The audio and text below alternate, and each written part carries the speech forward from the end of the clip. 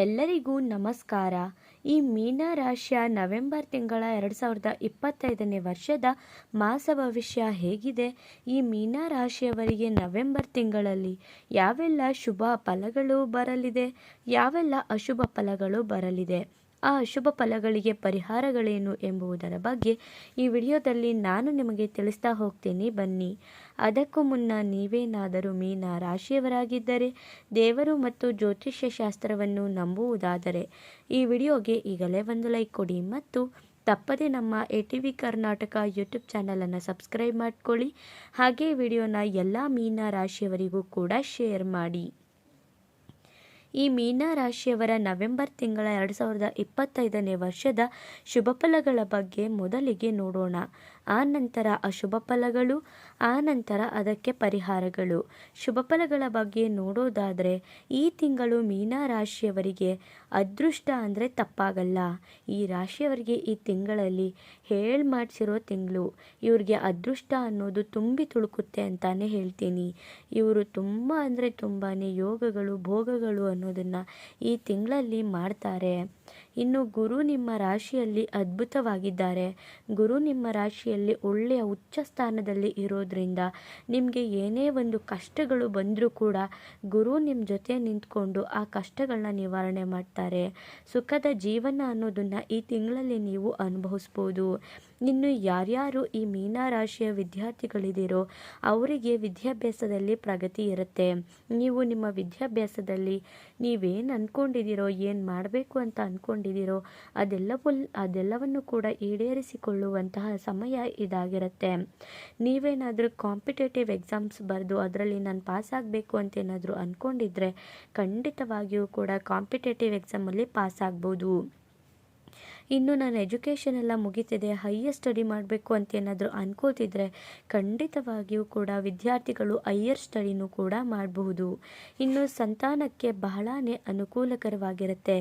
ಯಾರ್ಯಾರು ಸಂತಾನ ಅಪೇಕ್ಷೆ ಮಾಡ್ತಿದ್ದೀರೋ, ನನಗೆ ಒಳ್ಳೆ ಸಂತಾನ ಬೇಕು ಅಂತ ಕಾಯ್ತಿದ್ದೀರೋ, ತುಂಬ ವರ್ಷಗಳಿಂದ ನನಗೆ ಮಕ್ಕಳಾಗ್ತಿಲ್ಲ ಅಂತೇನಾದರೂ ಅನ್ಕೋತಿದ್ರೆ ಸಂತಾನ ಭಾಗ್ಯ ಈ ತಿಂಗಳಲ್ಲಿ ನಿಮಗೆ ಇರೋದ್ರಿಂದ ಸಂತಾನಕ್ಕೆ ಪ್ರಯತ್ನಗಳನ್ನ ಮಾಡಬಹುದು. ಇನ್ನು ಎಲ್ಲ ಕೆಲಸಗಳಲ್ಲೂ ಕೂಡ ಜಯ ಅನ್ನೋದು ಪ್ರಾಪ್ತಿಯಾಗುತ್ತೆ. ನೀವು ಈ ಸಮಯದಲ್ಲಿ ಏನೇ ಒಂದು ಕೆಲಸ ಮಾಡಿದ್ರೂ ಕೂಡ, ಏನೇ ಒಂದು ಕೆಲಸನ ಶುರು ಮಾಡಿದ್ರೂ ಕೂಡ ಆ ಕೆಲಸದಲ್ಲಿ ಜಯ ಅನ್ನೋದು ಪ್ರಾಪ್ತಿಯಾಗುತ್ತೆ. ಇನ್ನು ಕೇತುವಿನಿಂದ ತುಂಬ ಅಂದರೆ ತುಂಬಾ ಯೋಗ ಅನ್ನೋದು ಈ ರಾಶಿಯವರಿಗೆ ಬರುತ್ತೆ. ಕೇತು ಗ್ರಹ ಕೂಡ ನಿಮ್ಮ ರಾಶಿಯಲ್ಲಿ ಯೋಗನ ಕೊಡ್ತಿರೋದ್ರಿಂದ ನಿಮಗೆ ಯಾವುದೇ ರೀತಿಯಾದಂತಹ ನಿಮ್ಮ ಕೆಲಸಗಳಲ್ಲಿ ವಿಘ್ನಗಳು ಅನ್ನೋದು ಬರೋದೇ ಇಲ್ಲ. ಆರ್ಥಿಕವಾಗಿ ಈ ರಾಶಿಯವರು ಈ ತಿಂಗಳಲ್ಲಿ ಬಹಳ ಅಂದರೆ ಬಹಳನೇ ಸದೃಢವಾಗಿರ್ತಾರೆ. ಆರ್ಥಿಕವಾಗಿ ನೀವು ಗಟ್ಟಿತನದಿಂದ ಇರ್ತೀರಾ. ಹಾಗಾಗಿ ನಿಮಗೆ ಏನೇ ಒಂದು ಕಷ್ಟ ಬಂದರೂ ಕೂಡ ಎದುರಿಸುವಂತಹ ಸಾಮರ್ಥ್ಯ ಅನ್ನೋದು ನಿಮ್ಮದಾಗುತ್ತೆ. ನಿಮಗೆ ಹಣಕಾಸಿಗೆ ಯಾವುದೇ ರೀತಿಯಾದಂತಹ ಕೊರತೆ ಅನ್ನೋದು ಈ ತಿಂಗಳಲ್ಲಿ ಬರೋದಿಲ್ಲ. ಹಣಕಾಸಿಗೆ ಕೊರತೆ ಅನ್ನೋದು ಬರದೇ ಇರೋದ್ರಿಂದ ನಿಮಗೆ ಖಂಡಿತವಾಗಿಯೂ ಕೂಡ ಒಳ್ಳೆ ಜೀವನನ ನೀವು ಮಾಡಬಹುದು. ಇನ್ನು ಅಷ್ಟಮದಲ್ಲಿ ಶುಕ್ರ ಇರೋದ್ರಿಂದ ಸಡನ್ನಾಗಿ ಇನ್ಕಮ್ ಅನ್ನೋದು ಬರುತ್ತೆ. ಅಷ್ಟಮದಲ್ಲಿ ಶುಕ್ರ ಗ್ರಹ ನಿಮ್ಮ ರಾಶಿಯಲ್ಲಿ ಇರೋದ್ರಿಂದ ನಿಮ್ಗೇನಾದರೂ ಯಾರಾದರೂ ಹಣ ಕೊಡಬೇಕು ಅಂತಿದ್ರೆ ಸಡನ್ನಾಗಿ ಹಣ ಬಂದು ನಿಮ್ಮ ಕೈ ಸೇರತ್ತೆ. ನೀವು ಯಾರಿಗಾದರೂ ಸಾಲ ಅಂತ ಹೇಳಿ ಹಣ ಕೊಟ್ಟಿರ್ತೀರಾ ಅಥವಾ ಯಾವುದಾದ್ರೂ ಲೋನ್ಗೆ ಅಪ್ಲೈ ಮಾಡಿರ್ತೀರಾ. ಇಂತಹುದೆಲ್ಲ ಸಡನ್ನಾಗಿ ಬರೋದ್ರಿಂದ ನಿಮಗೆ ಈ ಟೈಮಲ್ಲಿ ಒಳ್ಳೆ ಇನ್ಕಮ್ ಅನ್ನೋದು ಬರುತ್ತೆ. ಸಡನ್ ಇನ್ಕಮ್ ನಿಮಗೆ ಬರೋದ್ರಿಂದ ನೀವು ಖಂಡಿತವಾಗಿಯೂ ಕೂಡ ಖುಷಿಯಿಂದ ಇರ್ತೀರಾ. ಇನ್ನು ಭಾಗ್ಯಸ್ಥಾನದಲ್ಲಿ ಬುಧಗ್ರಹ ಇರೋದ್ರಿಂದ ಸಂಗಾತಿಗೆ ಜಯ ಪ್ರಾಪ್ತಿಯಾಗುತ್ತೆ. ಭಾಗ್ಯದಲ್ಲೇ ಬುಧಗ್ರಹ ಇರೋದ್ರಿಂದ ಬುದ್ಧಿ ಅನ್ನೋದು ಕೂಡ ಹೆಚ್ಚಾಗುತ್ತೆ. ನಿಮ್ಮ ಸಂಗಾತಿಯಿಂದ ನಿಮಗೆ ಜಯ ಅನ್ನೋದು ಸಿಕ್ಕೇ ಸಿಗುತ್ತೆ. ನಿಮ್ಮ ಸಂಗಾತಿಗೆ ಒಳ್ಳೆ ಕೆಲಸ ಸಿಗೋದು, ಹಾಗೆಯೇ ಅವರು ಕೂಡ ದುಡಿತಿರೋದು, ಅವ್ರು ಅಂದ್ಕೊಂಡಿರೋದಾಗೋದು ಈ ರೀತಿಯಾಗಿ ಆಗುತ್ತೆ. ಹಾಗಾಗಿ ಈ ರಾಶಿಯವರಿಗೆ ಸಂಗಾತಿ ನಿಮ್ಮ ನಡುವೆ ಅನ್ಯೋನ್ಯತೆ ಅನ್ನೋದು ಹೆಚ್ಚಾಗಿರುತ್ತೆ. ಕಾಂಪಿಟೇಟಿವ್ ಎಕ್ಸಾಮ್ಸಲ್ಲಿ ಲಾಭ ಅನ್ನೋದು ನಿಮ್ಮದೇ ಆಗಿರುತ್ತೆ. ಯಾರ್ಯಾರು ವಿದ್ಯಾರ್ಥಿಗಳಿದ್ದೀರೋ ಅವರೇನಾದರೂ ನಾನು ಗೌರ್ಮೆಂಟ್ ಕೆಲಸಕ್ಕೋಸ್ಕರ ಅಪ್ಲೈ ಮಾಡಬೇಕು ಅಥವಾ ಎಕ್ಸಾಮ್ ಬರೀಬೇಕು ಅಂತ ಏನಾದರೂ ಅನ್ಕೋತಿದ್ರೆ ಖಂಡಿತವಾಗಿಯೂ ಕೂಡ ಬರೀಬಹುದು. ಇನ್ನು ಕುಜನಿಂದ ಭೂಮಿ ವ್ಯವಹಾರದಲ್ಲಿ ಜಯ ಇರುತ್ತೆ. ಯಾರ್ಯಾರು ಭೂಮಿ ಖರೀದಿ ಮಾಡಬೇಕು ಅಂತ ಅನ್ಕೋತಿದ್ದೀರೋ, ನಾನು ಒಳ್ಳೆ ಸೈಟ್ನ ತಗೋಬೇಕು ಅಥವಾ ಒಳ್ಳೆ ಮನೆಯಲ್ಲೇ ಮನೇನ ಕಟ್ಟಿಸ್ಬೇಕು ಅಂತೇನಾದರೂ ಅನ್ಕೋತಿದ್ರೆ ಖಂಡಿತವಾಗಿಯೂ ಕೂಡ ಇದೆಲ್ಲವೂ ಕೂಡ ನಿಮ್ಮ ಆಸೆ ಈಡೇರುತ್ತೆ. ಜೊತೆಗೆ ಈ ರಾಶಿಯವರಿಗೆ ಯಾರ್ಯಾರು ರಿಯಲ್ ಎಸ್ಟೇಟ್ ಕೆಲಸ ಮಾಡ್ತಿರ್ತಾರೋ ಅಂಥವ್ರಿಗೂ ಕೂಡ ಇದು ಒಳ್ಳೆ ಸಮಯ ಅಂತಾನೆ ಹೇಳ್ತೀನಿ.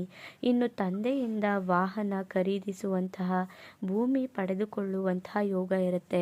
ನಿಮ್ಮ ತಂದೆ ನಿಮಗೆ ವಾಹನನ ಖರೀದಿ ಮಾಡಿಕೊಡ್ತಾರೆ, ಅಥವಾ ಭೂಮಿನ ತಗೊಳ್ಳೋದು, ನಿಮಗೆ ಪಿತ್ರಾರ್ಜಿತ ಆಸ್ತಿ ಏನಾದರೂ ಬರಬೇಕಾಗಿದ್ರೆ ಪಿತ್ರಾರ್ಜಿತ ಆಸ್ತಿ ಬರೋದು, ಈ ರೀತಿಯಾಗಿ ಯೋಗಗಳನ್ನ ನೀವು ಈ ಮೀನರಾಶಿಯವರು ನವೆಂಬರ್ ತಿಂಗಳಲ್ಲಿ ಅನುಭವಿಸ್ತೀರಾ ಅಂತಾನೆ ಹೇಳ್ಬೋದು. ಇದರಿಂದ ನೀವು ಲವಲವಿಕೆಯಿಂದ ಖುಷಿಯಿಂದ ಜೀವನನ ಸಾಗಿಸ್ತೀರಾ. ಇನ್ನು ಸೂರ್ಯನಿಂದ ಆಸ್ತಿ ವಿಚಾರದಲ್ಲಿ ಇದ್ದಂತಹ ತೊಂದರೆಗಳು ದೂರವಾಗುತ್ತೆ. ಈ ಸೂರ್ಯಗ್ರಹದಿಂದ ನಿಮ್ಮಲ್ಲಿ ಆಸ್ತಿ ವಿಚಾರಗಳೇನಾದರೂ, ಆಸ್ತಿ ವಿಷಯವಾಗಿ ಜಗಳಗಳೇನಾದರೂ ಇದ್ದರೆ, ಕೋರ್ಟು ಕಚೇರಿಯಲ್ಲಿ ಆಸ್ತಿ ವಿಚಾರವಾಗಿ ನೀವು ಅಲೆದಾಡ್ತಿದ್ರೆ ಖಂಡಿತವಾಗಿಯೂ ಕೂಡ ಆಸ್ತಿ ವಿಚಾರದಲ್ಲಿ ನಿಮಗೆ ಒಳ್ಳೆಯದೇ ಆಗುತ್ತೆ. ಆ ಆಸ್ತಿ ನಿಮ್ಮ ಕೈ ಸೇರುತ್ತೆ ಅಂತಾನೆ ಹೇಳ್ತೀನಿ. ಇನ್ನು ಈ ಮೀನರಾಶಿಯವರಿಗೆ ನವೆಂಬರ್ ತಿಂಗಳಲ್ಲಿ ಎಲ್ಲವೂ ಕೂಡ ಶುಭ ಫಲಗಳೇ ಇರುತ್ತೆ. ಹಾಗೆಯೇ ಏನೇನು ವಿಷಯಗಳಲ್ಲಿ ಈ ರಾಶಿಯವರು ಎಚ್ಚರಿಕೆಯನ್ನು ವಹಿಸ್ಕೋಬೇಕು ಅಂತ ನೋಡೋದಾದರೆ, ರಾಹು ನಿಮ್ಮ ರಾಶಿಯಲ್ಲಿ ಖರ್ಚನ್ನು ಕೊಡ್ತಿದ್ದಾರೆ. ಈ ರಾಶಿಯವರಿಗೆ ಈ ತಿಂಗಳು ಆರ್ಥಿಕವಾಗಿ ಸದೃಢವಾಗಿರೋದ್ರಿಂದ ರಾಹು ಎಲ್ಲರೂ ಕೂಡ ನಿಮಗೆ ಒಳ್ಳೆಯದೇ ಮಾಡಿದ್ರೆ ನಾನು ನಿನಗೆ ಖರ್ಚುಗಳನ್ನ ಕೊಡ್ತೀನಿ ಅಂತ ಹೇಳ್ತಾರೆ. ಹಾಗಾಗಿ ಹಣನ ಎಷ್ಟು ಇತಿಮಿತಿಯಿಂದ ಖರ್ಚು ಮಾಡ್ತೀರೋ, ಎಷ್ಟು ಹೂಡಿಕೆ ಮಾಡ್ತೀರೋ ಅಷ್ಟು ಮುಖ್ಯವಾಗಿರುತ್ತೆ. ನೀವು ಅತಿಯಾಗಿ ಖರ್ಚನ್ನು ಮಾಡಿದ್ರೆ ಖಂಡಿತವಾಗಿಯೂ ಕೂಡ ನಷ್ಟನ ಅನುಭವಿಸ್ತೀರಾ. ಆತುರದ ನಿರ್ಧಾರನ ನೀವು ಯಾವುದೇ ಕಾರಣಕ್ಕೂ ಕೂಡ ಮಾಡೋಕ್ಕೆ ಹೋಗಬೇಡಿ. ಆತುರವಾಗಿ ಯಾವುದೇ ಕಾರಣಕ್ಕೂ ಯಾವ ವಿಷಯಗಳನ್ನೂ ಕೂಡ ನೀವು ನಿರ್ಧಾರ ಮಾಡ್ಕೊಳ್ಳೋಕೆ ಹೋಗಬೇಡಿ. ನಿಧಾನವಾಗಿ ಯೋಚನೆ ಮಾಡಿ, ನಾನು ಈ ಕೆಲಸ ಮಾಡಿದ್ರೆ ಒಳಿತಾ, ಈ ಕೆಲಸ ಮಾಡಿದ್ರೆ ಕೆಟ್ಟದ್ದ ಅನ್ನೋ ಥರ ಯೋಚನೆ ಮಾಡಿಕೊಂಡು ನಿಧಾನವಾಗಿ ನೀವು ನಡೆದ್ರಿ ಅಂದರೆ ಖಂಡಿತವಾಗಿಯೂ ಕೂಡ ಈ ತಿಂಗಳಲ್ಲಿ ನೀವು ಸಾಕಷ್ಟು ರೀತಿಯಾದಂತಹ ಹಣನ ಪಡ್ಕೊಳ್ತೀರಾ. ಇನ್ನು ಷೇರು ಮಾರ್ಕೆಟು, ಹಾಗೆಯೇ ಬೆಟ್ಟಿಂಗು, ಈ ರೀತಿಯಾದಂತಹ ವ್ಯವಹಾರನ ನೀವು ಮಾಡೋಕ್ಕೆ ಹೋಗಬೇಡಿ. ಯಾರು ಶೇರು ಮಾರ್ಕೆಟಲ್ಲಿ ಇನ್ವೆಸ್ಟ್ ಮಾಡ್ತಿದ್ದೀರೋ ಅಂಥವರು ಸ್ವಲ್ಪ ಯೋಚನೆ ಮಾಡಿ ಈ ತಿಂಗಳಲ್ಲಿ ಹೂಡಿಕೆ ಮಾಡಬೇಕಾಗತ್ತೆ. ಇನ್ನು ಬೆಟ್ಟಿಂಗ್ ಆಡೋದು, ಜೂಜಾಡೋದು, ಈ ರೀತಿಯಾಗಿ ಏನಾದರೂ ಮಾಡಿದ್ರೆ ಇರುವಂತಹ ಯೋಗಗಳು, ಭೋಗಗಳು ಕೂಡ ನಿಮ್ಮಿಂದ ದೂರವಾಗುತ್ತೆ. ಇನ್ನೂ ಕೂಡ ಸಾಲನ ಮಾಡ್ಕೊಳ್ತೀರಾ.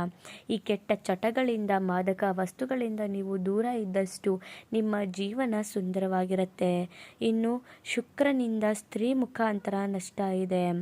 ಈ ವಿಚಾರನ ನೀವು ತಿಳ್ಕೊಳ್ಳಿ. ಸ್ತ್ರೀ ಮುಖಾಂತರ ನಿಮಗೆ ನಷ್ಟ ಇರೋದ್ರಿಂದ ನಿಮ್ಮ ಹೆಂಡತಿ, ನಿಮ್ಮ ಅಕ್ಕ ತಂಗಿನ ಬಿಟ್ಟು, ನಿಮ್ಮ ತಾಯಿನ ಬಿಟ್ಟು ಯಾವುದೇ ರೀತಿಯಾದಂತಹ ಸ್ತ್ರೀ ಮಾತನ್ನು ನೀವು ಕೇಳೋಕ್ಕೆ ಹೋಗಬೇಡಿ.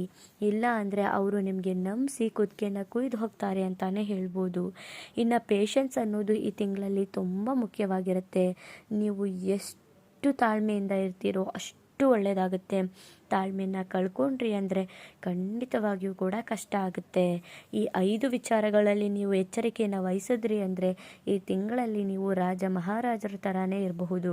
ಇದಕ್ಕೆ ಪರಿಹಾರಗಳೇನೇನು ಮಾಡ್ಕೊಬೇಕು ಅಂತ ನೋಡೋದಾದರೆ, ರಾಹುವಿನ ಶಾಂತಿಗಾಗಿ ದುರ್ಗಾದೇವಿ ಮಂತ್ರನ ಪಠಿಸ್ಕೋಬೇಕಾಗತ್ತೆ. ಇನ್ನು ಲಕ್ಷ್ಮೀ ದೇವಿಯ ಆರಾಧನೆ ಮಾಡಬೇಕಾಗತ್ತೆ. ಇವೆರಡು ಕೆಲಸನ ಮಾಡಿದ್ರಿ ಅಂದರೆ ಈ ತಿಂಗಳಲ್ಲಿ ನೀವು ಸುಖವಾದ ಜೀವನನ ಸಾಗಿಸಬಹುದು. ನೋಡಿದ್ರಲ್ಲ ಈ ಮೀನರಾಶಿಯವರಿಗೆ ನವೆಂಬರ್ ತಿಂಗಳು ಹೇಗಿತ್ತು ಅಂತ. ನಿಮ್ಮದು ಕೂಡ ಮೀನರಾಶಿನ. ಈ ವಿಡಿಯೋನ ಈಗಲೇ ಲೈಕ್ ಮಾಡಿ, ಶೇರ್ ಮಾಡಿ. ಮುಂದಿನ ಹೊಸ ವಿಡಿಯೋದಲ್ಲಿ ಸಿಗ್ತೀನಿ. ಹಾಗೆಯೇ ಅಲ್ಲಿವರೆಗೂ ತಪ್ಪದೇ ಓಂ ಲಕ್ಷ್ಮೀ ದೇವಿ ನಮಃ ಅಂತ ಕಮೆಂಟ್ ಮಾಡಿ. ಧನ್ಯವಾದಗಳು.